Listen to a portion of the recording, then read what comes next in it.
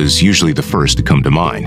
Pablo Emilio Escobar Gaviria, one of its key founders, is undoubtedly the reason for this.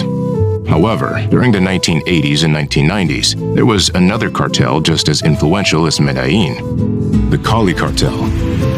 Unlike Escobar's organization, the Cali Cartel was known for favoring corruption over bloodshed. After all, why resort to violence when you can literally have the Colombian president in your pocket? Every year, the Cali Cartel spent a staggering $1 billion on bribes, enough to buy anything and everything they could possibly need.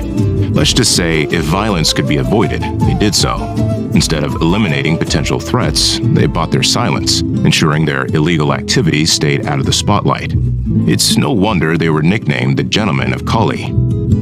But don't be fooled into thinking they were saints. They may have operated discreetly, but they didn't shy away from using force to command respect.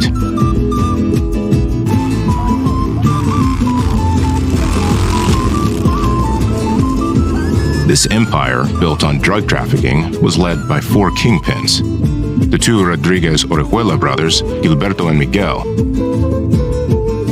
José Santa Cruz Lodonio, known as Chepe, and Elmer Herrera, alias Pacho. According to the DEA, the Cali Cartel was the most powerful criminal organization in history, surpassing even Medellín. At their peak, they controlled 90% of the cocaine trade to the United States and nearly 80% to Europe.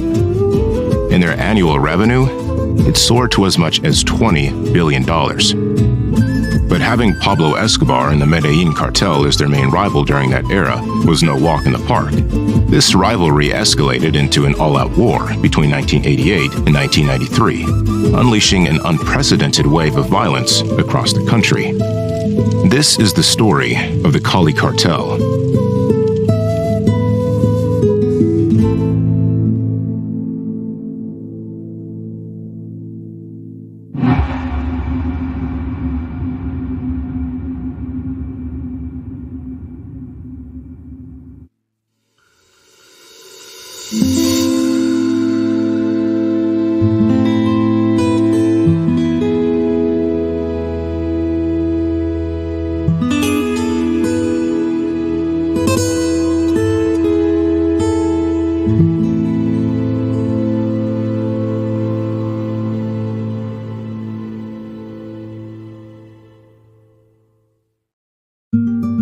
At the top of the Cali Cartel's hierarchy were four kingpins.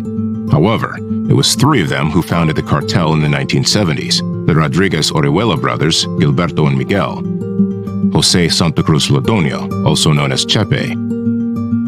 Gilberto, the older of the Orejuela brothers, earned the nickname the chess player for his knack for always staying one step ahead of his opponents. He was born on January 30th, 1939, in a small town northwest of Bogotá. His younger brother, Miguel, was born there as well on August 15, 1943. Later, the Orejuela family moved to Cali, Colombia's third largest city, where the brothers spent their youth. At just 10 years old, Gilberto had to drop out of school to help support his family. 5 years later, he began working as a delivery boy for a pharmacy. Being on the streets exposed him to a variety of illegal trades that were gaining traction in the country at the time. Gilberto was instantly drawn to this parallel world. With a sharp business sense, he eventually became the owner of his own pharmacy at the age of 25, selling stolen medical supplies. Soon, his younger brother Miguel joined him, marking the beginning of their partnership in the business world. Before long, a childhood friend named José Santa Cruz Lodonio, or Chepe, joined them to form one of the largest drug cartels in history. Chepe grew up alongside the Orejuela brothers. He was known for his adventurous spirit, a scrappy nature, and a jovial personality, often poking fun at himself.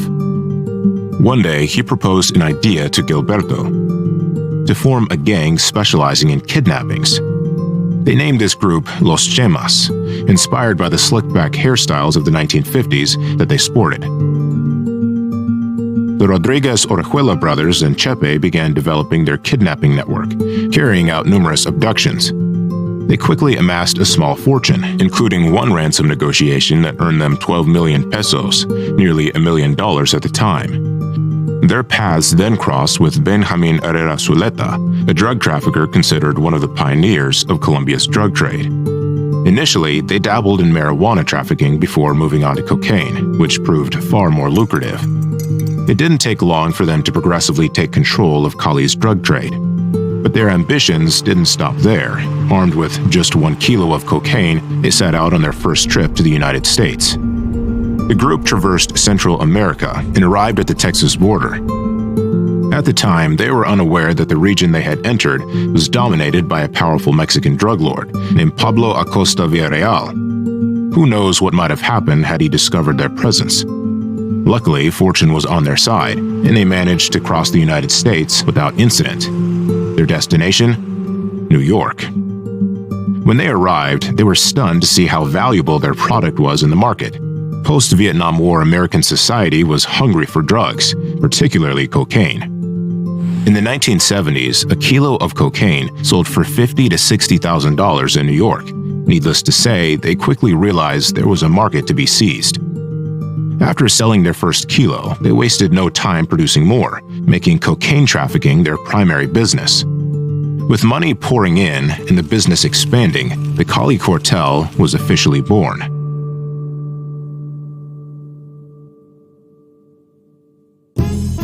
Cocaine was the backbone of the Cali Cartel's empire. Every part of the business was organized into autonomous cells, ensuring that if authorities started investigating, no one could provide information that would lead back to the cartel's leadership. Chepe managed cocaine distribution across the Americas, particularly in New York, one of the cartel's most lucrative markets. Cocaine was delivered there through various means, before making its way into nightclubs, bars, and discos in all the major cities. Gilberto acted as the CEO and mastermind of the group. His second-in-command was his younger brother Miguel, also known as Don Miguel or El Señor. Miguel was a man of few words, but handled everything that mattered: finances, security, shipments, and bribing law enforcement. Finally, there was Elmer Pacho Herrera, the fourth and youngest kingpin of the Cali Cartel. He was the last to join the cartel's executive committee. Pacho was a very discreet trafficker who kept a low profile, so much so that he never gave an interview during his active years. Pacho was also openly homosexual, an aspect that was accepted by the other leaders because of the enormous profits he brought in. Before joining the Cali Cartel in 1983, Pacho had already begun selling cocaine in the United States. Within the cartel, he managed distribution in New York, and according to the DEA, oversaw one of the most sophisticated and profitable money laundering operations. This played a key role in the cartel's rapid expansion. One of Pacho's most lucrative contributions was using his contacts to shift the cartel's smuggling routes through Mexico. This move proved highly profitable for the gentlemen of Cali. Beyond that, Pacho was responsible for the cartel's security, a role in which he excelled. While he was the most discreet of the leaders, paradoxically, he was also the most violent. Pacho dealt with his enemies in the harshest ways imaginable. By the 1980s, the city of Cali had grown to over 1 million residents. It was large enough for each kingpin to rule over their own territory. The Rodríguez Orejuela brothers controlled the city center and influenced southern suburb. Chepe dominated the southern region of Cali. Pacho Herrera held the northern part of the city. In essence, the city belonged to them. You couldn't do anything in Cali without their knowledge. They owned the local telephone company and employed thousands of taxi drivers. Their extensive bribery network ensured they could buy off anyone and everyone. As a result, they knew the identity of anyone entering their territory. If someone new to Cali raised their suspicions, especially Americans who might be DEA agents, they were reported immediately. The Rodríguez Orejuela brothers didn't drink excessively or use drugs. Their only addiction was soccer. They owned one of Cali's 2 biggest soccer clubs, América de Cali. It all started in 1979 when Miguel, a diehard fan of the team, got tired of watching his favorite club lose. So, he decided to inject vast sums of money into the team, and the results were transformational. América de Cali, nicknamed the Heart Attack Team, for its tendency to win or lose matches at the very last minute, started winning championships. In 1979, the same year the cartel began its investments, the team became Colombian champions for the first time in its history.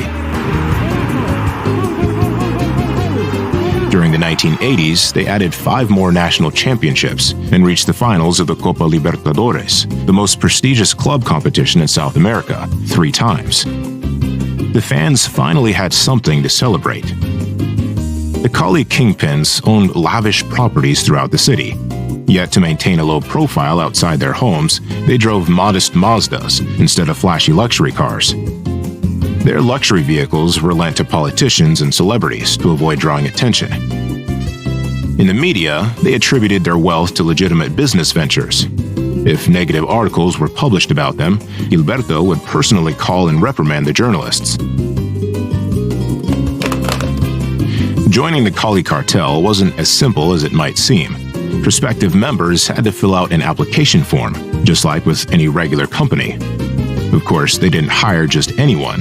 They recruited only the most skilled individuals, such as accountants, economists, and financial advisors. New hires received a fax with a set of rules to follow, including directives to live modestly and avoid attracting attention. This disciplined approach was what allowed the Cali Cartel to grow and thrive without much interference. Their cartel functioned like a multinational corporation, shipping cocaine to North America, Europe, and even the Far East. However, the Cali Cartel wasn't the only player in the lucrative cocaine trade. Across the mountains lay another equally wealthy cartel, the Medellín Cartel, led by none other than Pablo Emilio Escobar Gaviria. And if there was one thing Pablo didn't care about, it was staying discreet.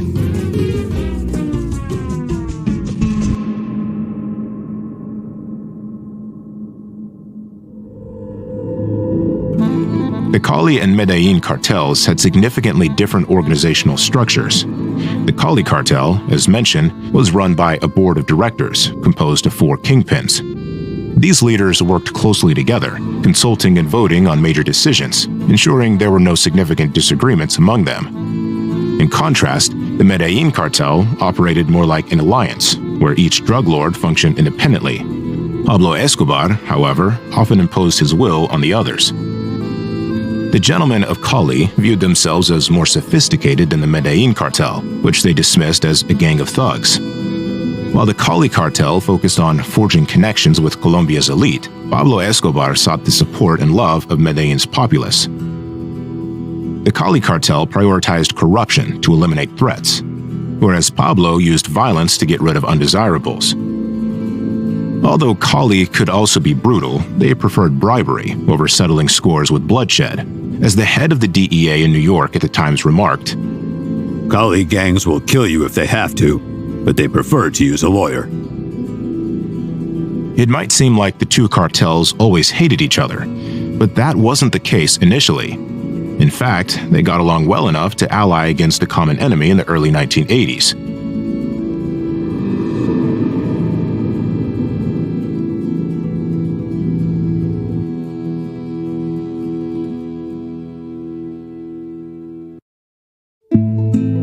At that time, a Colombian guerrilla group called M19 began kidnapping the relatives of drug traffickers across the country in exchange for hefty ransoms.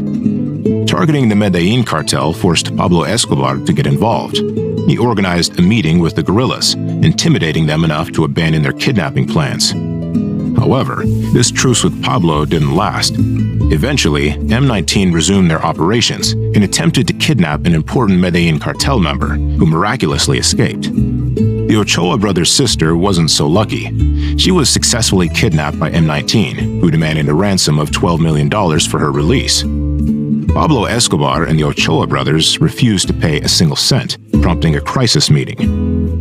Hundreds of traffickers from across the country attended, including representatives from the Cali Cartel. The outcome of this meeting was the creation of a private army, MAS, or Death to Kidnappers. This paramilitary group was financed not only by Colombian cartels but also by American corporations, Colombian politicians, and wealthy landowners, all seeking to protect their economic interests and counter the M19 kidnappings. The guerrillas may have underestimated the cartels. Following this alliance, dozens of M19 members were captured and tortured for information, with many more massacred. The cartels inflicted more damage on M19 in a short time than the Colombian government had in years. Ultimately, M19 apologized to Pablo Escobar and the Ochoa brothers and released their hostages. All of this led to a strong alliance between Colombian drug lords, particularly between the Cali and Medellín cartels. They began pooling their resources and collaborating on drug trafficking to the United States, where demand was so high that there was enough space for everyone to coexist without engaging in unnecessary wars. And why would they want to kill each other when they had the CIA on their side? Yes, the CIA, you heard that right. In the early 1980s, the US government was focused on fighting heroin and marijuana trafficking, but they also had another priority: preventing the spread of communism. The CIA didn't want cocaine production to fall into the hands of Central and South American communists. So, they offered their help to drug traffickers. In exchange, the cartels enjoyed protection and a constant supply of American weapons to fight against communist paramilitary groups. With Cali and Medellín working with the CIA, the idea of a war between the two cartels seemed far from imaginable. Gilberto Rodríguez and Jorge Luis Ochoa, one of the Ochoa brothers from the Medellín cartel, were even very good friends during this time. They were co-owners of a Panamanian bank used by all the cartels to launder money, and they often looked for trafficking opportunities in Europe together. At that point, nothing suggested any disagreement between the two clans. That was, of course, before Pablo decided to enter politics.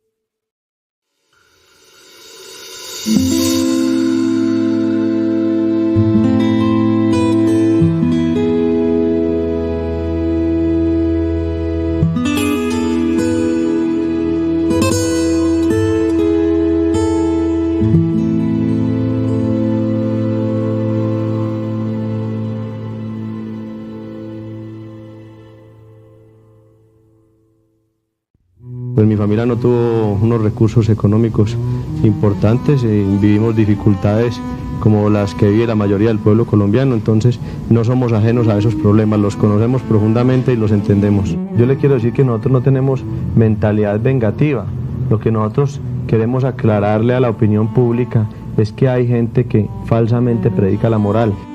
Pienso que si no hubiera habido dineros calientes o entrada de dólares al país, el país estaría sufriendo una grave crisis económica similar a la que atraviesan los países de América Latina. Entering politics. Yeah, we can say that was Escobar's biggest mistake. The idea of controlling an entire country by directly involving himself in politics wasn't a bad one for Pablo. Let's just say he may have underestimated the scale of the task, and especially the determination of one man who did everything to ruin his political career when he was elected as a congressman in 1982. The Minister of Justice at the time, Rodrigo Lara Bonilla. On his first day in the Colombian Congress, Pablo was confronted by Lara Bonilla, who accused him of engaging in criminal activities and threatened him with the one thing that drug lords feared the most: extradition to the United States. A few months later, Luis Carlos Galán, the leader of the Liberal Party to which Pablo belonged, expelled the drug baron, and Pablo's political dreams were effectively shattered. In January 1984, Pablo withdrew from politics, and 3 months later, he decided to get his revenge by assassinating Lara Bonilla. The murder greatly attracted the attention of Washington and the media. As pressure mounted, Pablo became the target of the Colombian government, which signed what drug traffickers feared the most: the extradition treaty. This meant that anyone involved in drug trafficking to the United States could now be tried and imprisoned in America. This was a pivotal moment in the fight against Colombia's drug cartels, including the Cali Cartel, which was not spared. The Cali Cartel, in fact, viewed Pablo Escobar's recent actions very unfavorably as he continued his quest for vengeance. Pablo Escobar had now set his sights on Luis Carlos Galán, who had excluded him from his political party and was the overwhelming favorite in the 1990 Colombian elections.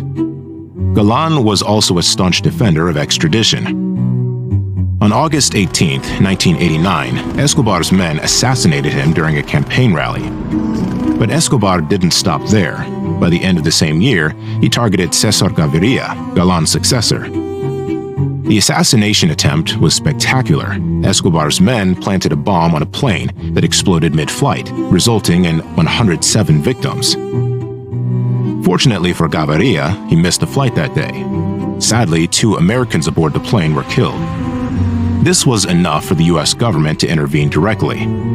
With all the media attention on Escobar and Colombian drug traffickers in general, the Cali Cartel wanted to stay away from all this, especially since Escobar kept soliciting economic and military help from other cartels to continue his war against the Colombian state. Many accepted out of fear, but the Cali Cartel refused to help Pablo.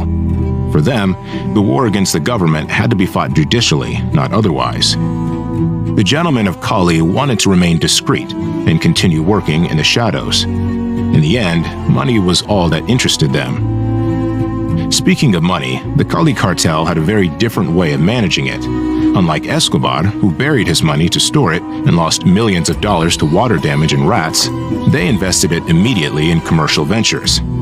Real estate was one of these investments, and as a result, Cali experienced a real estate boom, which also increased their popularity with the local population. At this time, the Cali Cartel had the idea of legitimizing their vast fortune in order to gradually step away from drug trafficking. The 4 bosses knew that sooner or later their empire would collapse unless they transferred their business into the legal realm. The recent attention on Colombian drug traffickers due to Escobar's actions pushed them to find an exit strategy that would avoid significant trouble with the justice system. However, an event would soon derail all of their plans. Pablo Escobar was about to start a war that would shake the entire country of Colombia.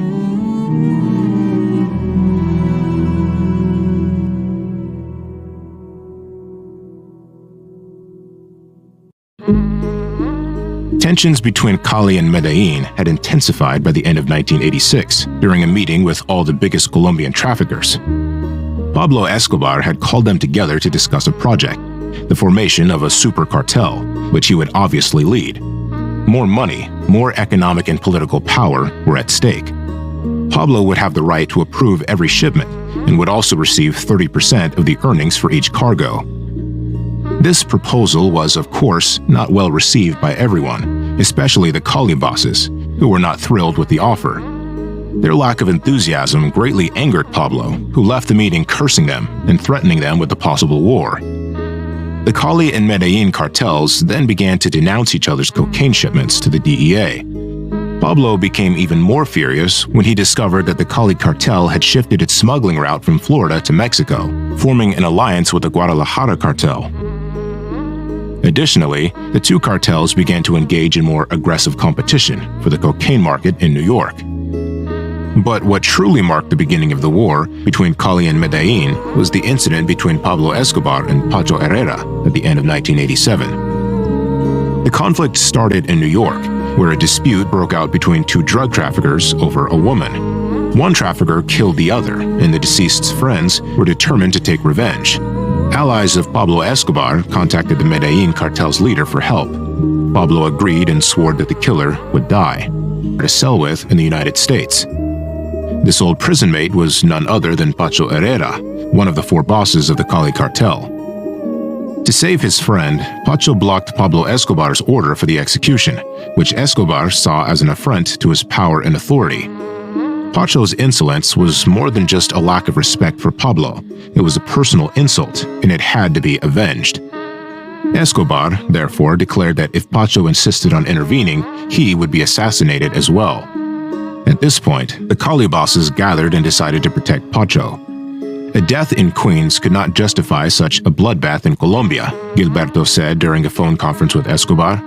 But Escobar interrupted and declared, "Then this is war, and I'm going to kill every one of you sons of bitches." For the gentlemen of Cali, there was no turning back. The war against Medellín was officially declared. Faced with this new reality, the Orejuela brothers abandoned their efforts to legitimize their empire and continued in the highly profitable business of drug trafficking. After all, to fight the Medellín cartel and eventually defeat the feared Pablo Escobar, they would need money. Lots of money. Of the two cartels, it was Cali that struck first. The target, the Monaco building in Medellín, Escobar's permanent residence with his family. The attack was launched on January 13, 1988. That morning, one of the best assassins from the Cali Cartel parked a car full of dynamite under the 8-story building. Escobar's family was peacefully sleeping when the bomb exploded at 5:30 a.m. The explosion, heard within a 3-kilometer radius, shattered windows throughout the neighborhood and left a crater 3 meters deep in the street. 2 night watchmen were killed, and Escobar's 4-year-old daughter permanently lost the hearing in one ear. But Pablo himself was unharmed. In fact, he wasn't even in the building that day. Pablo suspected that the Cali Cartel was behind the bombing, a suspicion that was confirmed when he questioned the bomb maker. The retaliation came swiftly. In revenge, Escobar launched a series of bombings against a national chain of pharmacies owned by the Orejuela family, pharmacies that were used as a means to launder a large portion of their money. And the war intensifies. Cali sends a team of 7 assassins to track down Escobar. A week later, they all return in boxes, chopped into pieces. Medellín had, let's say, sent them back to the sender. At the end of 1988, an explosion devastates 3 houses in an upscale neighborhood in Cali. Miguel Rodríguez is the target. Fortunately for him, the bomb goes off prematurely, about 800 meters from his residence, killing the 2 assassins who were responsible for it. To find a way to kill Pablo, the gentlemen of Cali turned to their counter-surveillance expert, Jorge Salcedo. Jorge Salcedo was a local mercenary who had been recruited by the Orejuela brothers to protect them and their families against Escobar's hitmen. Before being recruited by the cartel, Salcedo considered himself more of a businessman than anything else, and he had no desire to be involved in drug trafficking. Eager for action and adventure, he agreed to meet with the bosses to find out why they wanted to hire him. The meeting takes place in one of Pacho Herrera's houses. All the gentlemen of Cali are present, and they immediately get to the point. Pablo is a bandit, a criminal, a crazy guy. Wives, children, friends. No one is safe. At that moment, Jorge Salcedo is struck by a sharp contrast. Despite all the money they have, the 4 bosses present in the room seem terrified of Escobar. Yes, I understand. Escobar killed my friend Rodrigo Lara Bonilla, a very good man. The former Colombian Minister of Justice, assassinated by Pablo, was indeed a former classmate of Salcedo's, who upon speaking about it feels intense emotion. He had rarely spoken about the murder of his friend, but here in the presence of Escobar's enemies, he rediscovers his deep anger. Now, with the Cali bosses, he shares a common feeling of hatred for the man who executed his childhood friend. It was a terrible tragedy. It was also stupid. Sometimes, Pablo ignores his own best interests. He goes to war and expects to win friends. He's a fool, a dangerous fool. At this point, Jorge Salcedo still doesn't know exactly what the drug lords of Cali want from him, until Miguel speaks up. We want Pablo Escobar dead. And we want you and your British commandos to kill him. Adds Gilberto, mentioning British mercenaries who had already worked with Salcedo on a previous mission.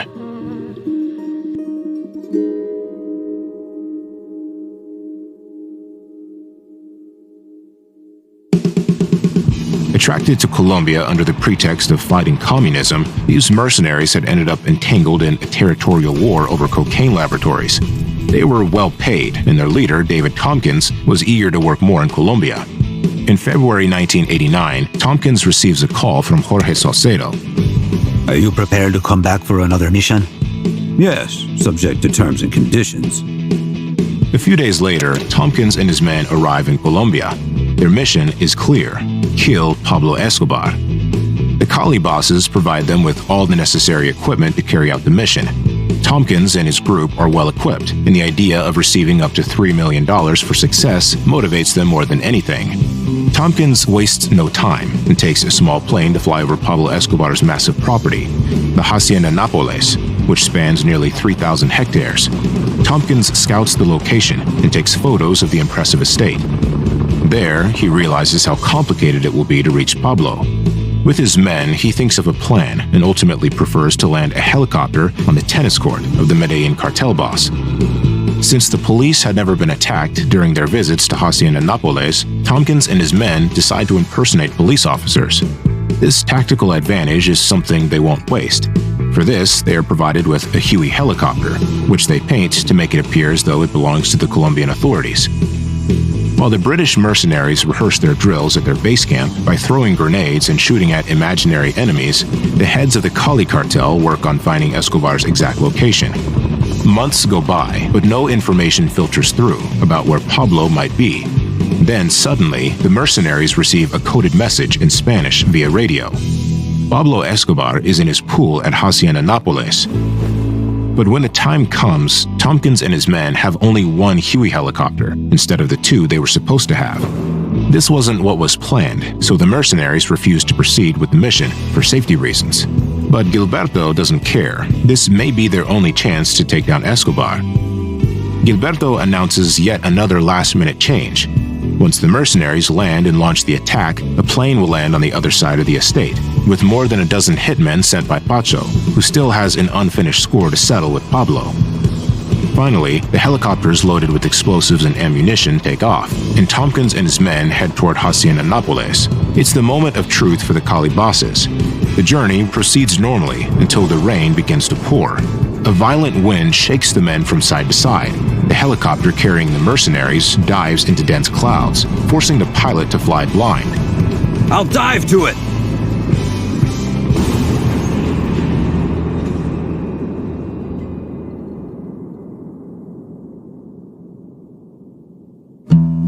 The helicopter carrying Tompkins and his men crashes on the side of a mountain.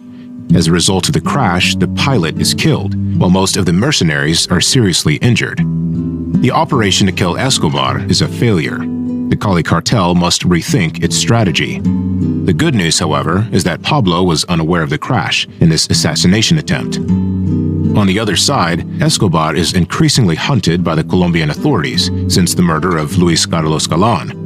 The murder of the politician triggered a wave of national police and military operations against suspected drug traffickers, with 10,000 of them being arrested. The Colombian president at the time even accepted help from the U.S. government, which provided financial and military aid, as well as crucial intelligence to fight the cartels.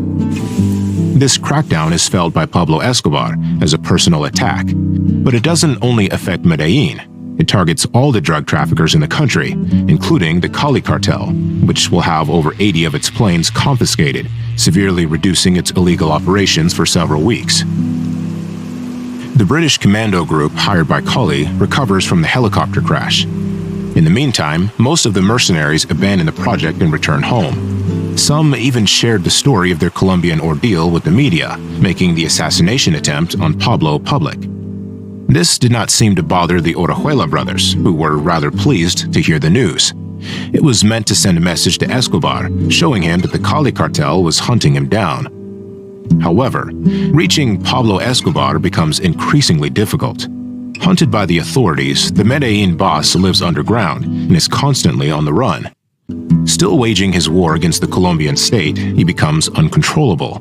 On December 6, 1989, he blows up the DAS headquarters in downtown Bogotá with a truck loaded with half a ton of explosives.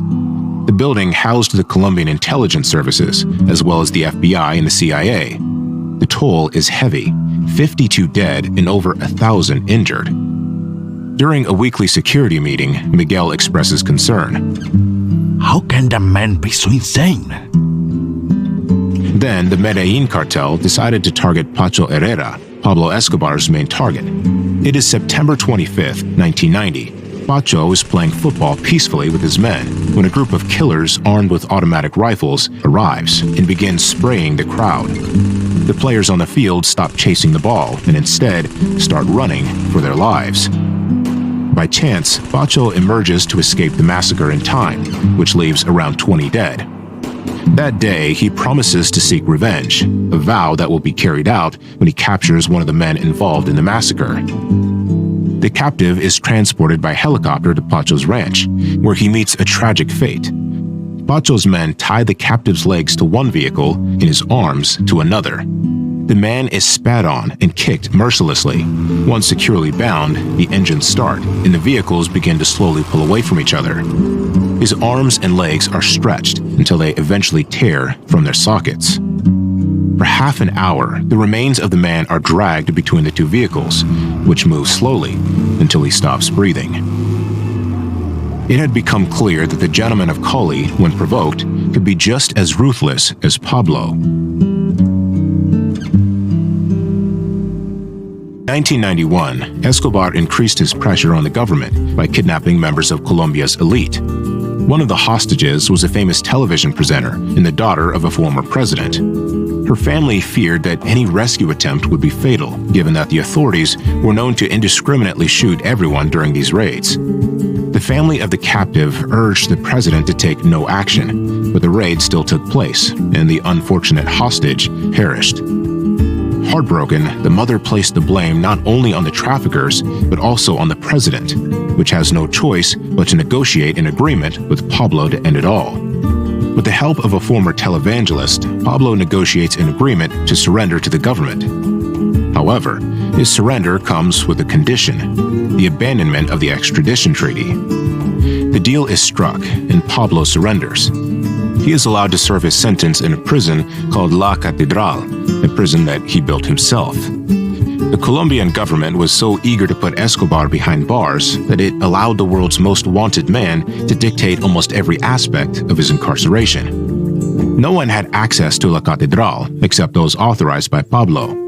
It was a real fortress that would make the task of the Cali bosses trying to reach Escobar much more difficult. Jorge Salcedo is thus summoned to a meeting with two of the Cali bosses, Pacho and Miguel. Storm a government prison? Salcedo doesn't believe it, shocked that the bosses want to use the mercenaries for such a bold and risky mission. We will bomb La Catedral. Hit Pablo's cell. What? From the air? The two bosses are so excited about their new plan that they don't notice Salcedo's lack of enthusiasm. But it's a terrible idea. Reluctantly, Salcedo is forced to comply. He travels to El Salvador to negotiate the purchase of 4 Mk-82 bombs. The Cali Cartel has a contact there, a Salvadoran army general, who agrees to sell the bombs for nearly $500,000. With the deal made on the black market, the next step is to get the bombs to Colombia. However, the operation quickly falls apart. During the transfer, local authorities discover some of the bombs before the plane even takes off. Salcedo narrowly escapes, but the mission is a complete failure. Several of those involved are arrested and spill the details of the plot to kill Escobar. The news of the bomb discovery is picked up by foreign media, effectively ending the Cali bosses' aerial assassination plot.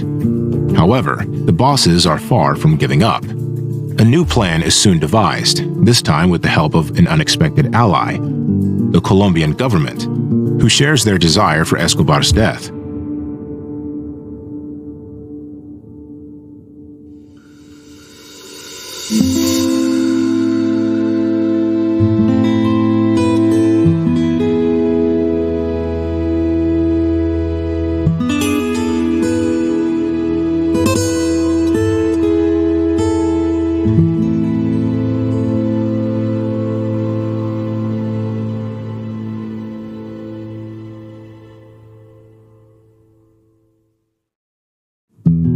The enemies of my enemies are my friends. This old saying has never been truer than when the Cali Cartel decided to ally with the government to take down Pablo. It all started when the Cali Cartel worked with the Colombian task force called the Bloque de Búsqueda, or Search Block in English. The sole mission of this unit was the capture of Escobar. With its incredible intelligence network, comparable to that of the KGB during the Cold War, the Cali Cartel helped by providing valuable information on the Medellín boss, who was increasingly on the defensive. At that point, the war was turning in favor of the Cali Cartel, which was taking control commercially, notably by seizing several trafficking routes to the United States that were previously controlled or shared with Medellín. Consequently, its profits and market share soared. Pablo, on the other hand, was losing control of his criminal empire. The reason? Internal disagreements. Some trusted allies were accused of financially benefiting from his imprisonment. Some were killed, while others turned against him. Escobar became more and more paranoid and completely irrational. The news of Cali's plot to blow up La Catedral exacerbated tensions within Escobar's inner circle. And worse, rumors began circulating that he could be transferred to a more restrictive prison. For Pablo, it was time to escape and disappear into the jungle.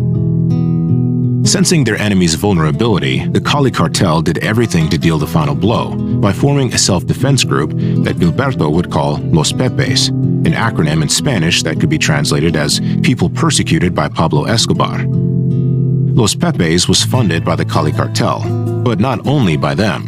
The Castaño brothers, violent Colombian paramilitaries who hated Escobar, and the CIA were also involved. Among the leaders of this self-defense group were former allies of Pablo who had held important positions within the Medellín cartel and knew many of his hideouts. On top of that, Los Pepes also received the support of many police officers and military personnel who had lost colleagues or family members because of Pablo. In short, with such an alliance, it could be said that Escobar's days were numbered. By 1993, his empire was increasingly weakened. Several of his men were killed in combat. The drug baron was now hiding somewhere in Medellín. He had only one final loyal bodyguard left to protect him from Los Pepes in the search block, both hot on his trail.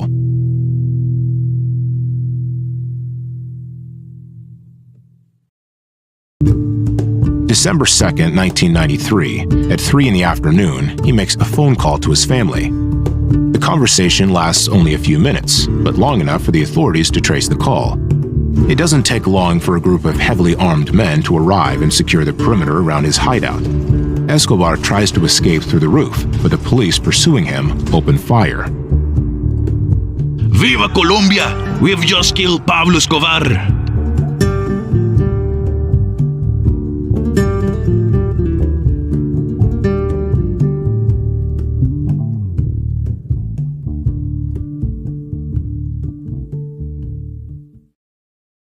To celebrate Escobar's death and the end of the war against the Medellín cartel, the Orejuela brothers organized a huge party in Cali. The cartel now controls 90% of the cocaine traffic in Colombia, which represents billions and billions of dollars per year. Simply put, at this time, there were no bigger drug lords than them in the world. On top of that, their role in eliminating Pablo Escobar has garnered sympathy from the Colombian people and the government, exhausted by all the bombings and murders their country had endured. To take advantage of this wave of sympathy, the Cali bosses decide it might be the right moment to begin surrender negotiations with the Attorney General. They had a proposal for amnesty. They would abandon all their cocaine trafficking and serve their sentences if the Attorney General guaranteed the abandonment of all legal charges. With Pablo Escobar dead, the Cali bosses no longer feared being assassinated in prison by Medellín's hitmen. Therefore, the government would only impose symbolic prison sentences on them, allowing them to keep their wealth, properties, and legal businesses. A nice way out, except that the negotiations do not go as hoped. The Attorney General proves to be uncompromising. How are you supposed to bribe a man who drives an old Volkswagen? In reality, all the negotiations undertaken by the Cali bosses were meant to avoid the U.S. coming after them, now that Pablo was dead. But, on the Washington side, the decision already seemed to be made. The Cold War is over, Saddam Hussein has been driven out of Kuwait, Noriega is in prison, and Pablo Escobar is no longer in this world. It doesn't take much to realize that the Cali Cartel would now become the primary target of the Americans.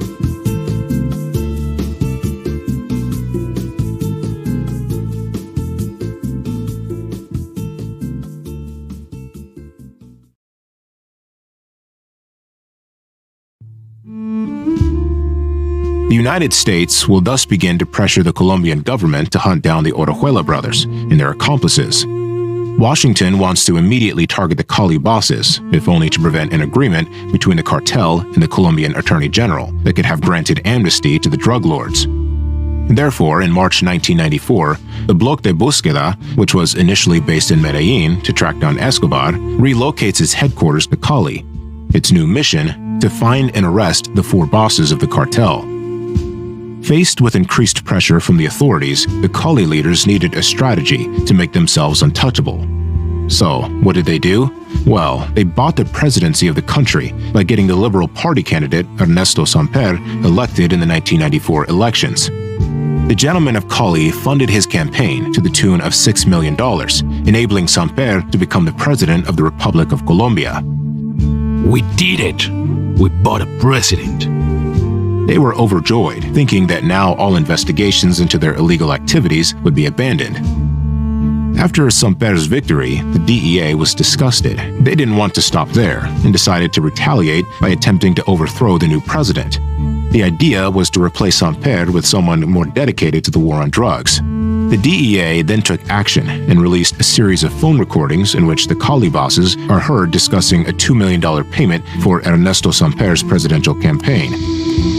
Otra cosita, bueno, ¿cómo ves las cosas de Sampero? La realidad es que necesitan 5.000 millones, de los cuales tienen conseguido 2, necesitan 3, ¿y usted? Eso lo sabe, ¿sí? Sí, eso está averiguado. Thus, overnight, the cartel's political triumph turned into a national scandal. Once Washington was informed of this, it threatened to suspend its financial aid to the Colombian government. The Cali bosses tried to deny any contribution through a letter, but the damage was done. The DEA's pressure on Samper was immediately felt, and the Colombian head of state, in order to restore his credibility and hold on to the presidency, committed to prosecuting the Cali bosses, now in very hot water. The Cali bosses were attacked on all fronts, and their downfall seemed closer than ever. The good reputation they had earned by working with the CEA and Los Pepes to kill Pablo Escobar was now a thing of the past. Washington and Bogotá had only one goal: to dismantle the cartel. To catch them, the Colombian police were granted numerous warrants. As a result, raids were launched against the cartel. Rewards of over $1 million were offered for any information leading to the capture of the bosses. In short, the machine was in motion. On June 9, 1995, the Colombian police and the DEA surrounded a secret residence where Gilberto was hiding. For nearly an hour, they searched for him, until one of them discovered a hidden compartment. Don't kill me. I'm a man of peace. That made one, leaving 3 more. President Samper congratulated himself on Gilberto's arrest, praising his administration for effectively fighting against the drug cartel.